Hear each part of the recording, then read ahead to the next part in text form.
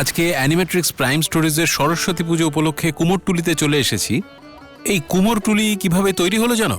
প্রথমেই বোঝা যাচ্ছে কুমোরদের টুলি হিসেবে কুমোরটুলি নামটা হয়েছে। টুলি মানে হচ্ছে একটা অঞ্চল, যে অঞ্চলে কুমোররা বসবাস করে, তাই এর নাম কুমোরটুলি। 1757 সালে যখন পলাশির যুদ্ধে ক্লাইভ জিতে গেল, তখন ফোর্ট উইলিয়াম তৈরি করবে বলে গোবিন্দপুর গ্রামটাকে উঠিয়ে দেওয়া হলো। গোবিন্দপুর গ্রামে প্রচুর মৃৎশিল্পীরা ছিলেন, তাদের কোথায় রাখা হবে? এই অঞ্চলটার নাম ছিল সুতানুটি। এই সুতানুটিতে মৃৎশিল্পীদের একটা বাসস্থান তৈরি করে দেওয়া হলো। ওই গোবিন্দপুরের মৃৎশিল্পীরা এসে কিন্তু প্রথমে এই কুমোরটুলি তৈরি হলো। পলাশির যুদ্ধে ক্লাইভ জিতে গেছে, বিশেষ করে সেই আনন্দে রবার্ট ক্লাইভকে প্রধান অতিথি করে আমাদের শোভাবাজারের রাজা নবকৃষ্ণদেব বিরাট করে দুর্গাপুজো আয়োজন করলেন।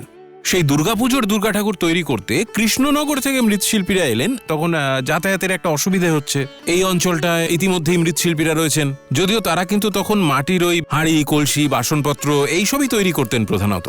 ঠাকুর তৈরির প্রচলন তখনও হয়নি খুব একটা।